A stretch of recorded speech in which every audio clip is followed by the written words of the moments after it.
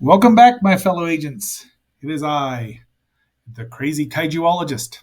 Yeah, that works for today, because I'm doing something 2 days after it should have been done. Sue me. It's X7, the host of Zenorama, the podcast of heroes and monsters, and as we'll see, also the publisher, editor, main writer, and kind of janitor of Zenorama, the Journal of Heroes and Monsters. Today, we are going to be talking about Godzilla Day. It really was yesterday when the first Godzilla movie was released in Japan, November 3rd, 1954, and was released over here under the name Godzilla King of the Monsters for all of us to enjoy. So we're just going to go through not too much and not too long because, it's 2 days late and there's no reason. We all know the story of Godzilla. Odo Island, the oxygen destroyer Sarazawa, Emiko Ogado, Mr. Steve Martin, a.k.a. Raymond Burr, and Professor Yamane. So I don't really have to go over that. What we're going to do is talk about, I think we've done this in the past, or how my first 5 or 6 Godzilla movies that I saw. And obviously had an impact on me. So before we get into all of that, please like, share, subscribe, vote in the poll, leave a message. Whatever you're watching or listening to, whatever platform, please think about listening a couple more minutes just to help the algorithm. And like I said, this is going to be a pretty short episode because there's really not much more to say about Godzilla that I haven't said or won't say yet again. All right, so my first Godzilla movie was King Kong versus Godzilla. I saw this when I was about 7. It was wonderful. I was actually scared several times during it. I didn't know anything about it. My mom had known I'd already liked dinosaurs, so I'm sure that it was also over Christmas, which happened a couple years in a row, pardon me, where they would just pack up the kids and ship them off to the Trojan Theater here in Fossil Bed, Colorado, where for a couple hours, probably about 3, because they had cartoons at the beginning, giveaways, which I never won. Yeah, I'm still salty about it, but it was my introduction to both Godzilla and King Kong. This is the 1933 King Kong, which I wouldn't see for probably about almost 10 years. Well, 7 years, which the U.S. filmmakers decided to do because they thought this King Kong was probably not serious enough. But I loved it. It was also my introduction to Giant Octopus, which I also love. Here's yet another picture from it. I don't recall if there was a poster or a still or a lobby card out there. I was only about 6, I think. But King Kong versus Godzilla was a staple at for kiddie matinees and in the holidays for several years. There's another nice little. This is an airbrush one from Japan. Now, my next Godzilla movie, I saw advertised. I saw the poster, the terrifying poster with skulls and people melting, but I didn't see it till it got on television in 72, maybe 73 by the time I got to, I think, Channel 7 in Fossil Bed, Colorado. But I loved that one too and was a little surprised that Godzilla was the hero there. I mean, we did jump about 10 years from, King Kong versus Godzilla to Godzilla versus the Smog Monster. This, and I did see it eventually on the big screen in Fossil Bed. They had it somehow somebody booked it on the weekend in the late 70s or even early 80s, and my brother and I went and saw it. This scene here, Ken Yano, this is why a lot of that's why I think a lot of Godzilla fans hate the Japanese kids in monster movies, is because they got cool toys. Here's just a bit of that terrifying, people are melting right there. They also had the Yog trailer, which I saw as well. Yog Monster from Space. Shout out to Bradford there. And then the next one, there's Alamy. Sorry, I swiped it from Alamy. They'll have to sue me. This is what it was originally called, Minya, Son of Godzilla, but it was later transferred into Godzilla's Revenge. Now, I saw this on television in 73, probably early fall. It was still warm outside.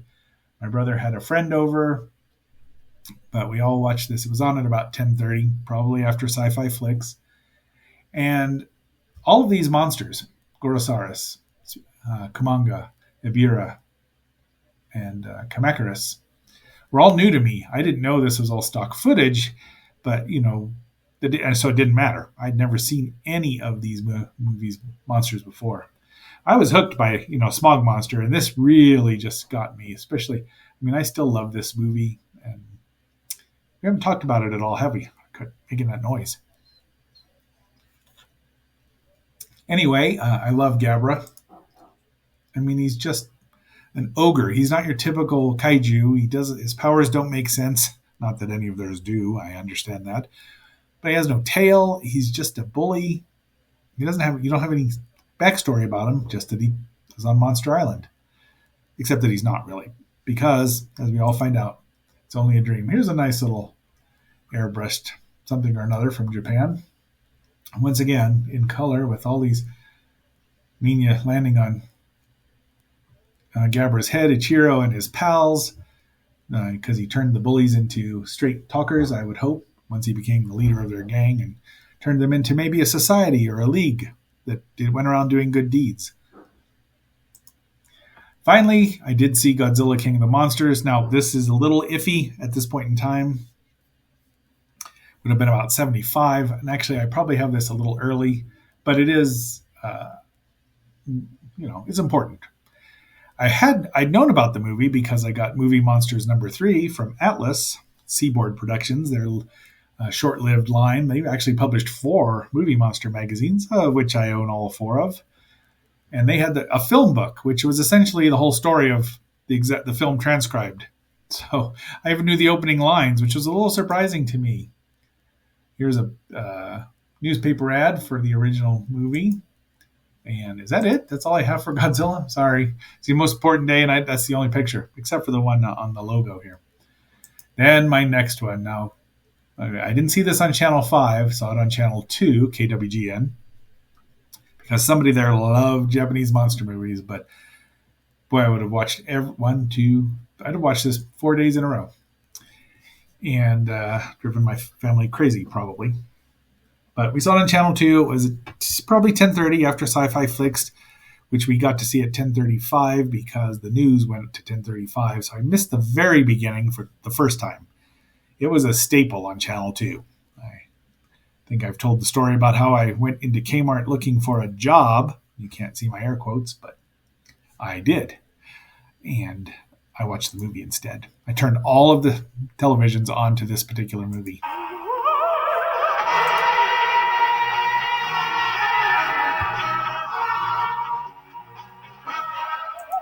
So we may see a little more of Destroy All Monsters because it is my favorite Godzilla movie. I know it's not the most perfect one, but that doesn't matter to me one bit. As a kid, I love seeing all the monsters. I'm still a little disappointed in the U.S. artwork. There's Anguillus, Ghidra, Kumanga. Maybe that's Minya. Is that supposed to be Godzilla? Rodan looks like a buzzard. You get the Keelok saucers and the glorious Moonlight SY3. Maybe that's Gorosaurus. Is that Mothra? No. They could have done us a little better here. And there's my favorite Godzilla suit. It's just great. Used it for 4 movies. And here's the gang's all here pictured. Keeloks and everybody. Tetsuyo and his girlfriend. Even Andrew Hughes.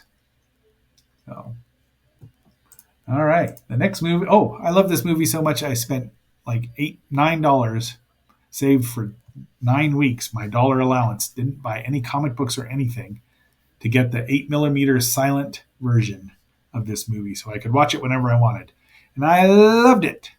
And now you can buy it for like $10, the whole movie, with sound and full color. And really nice picture.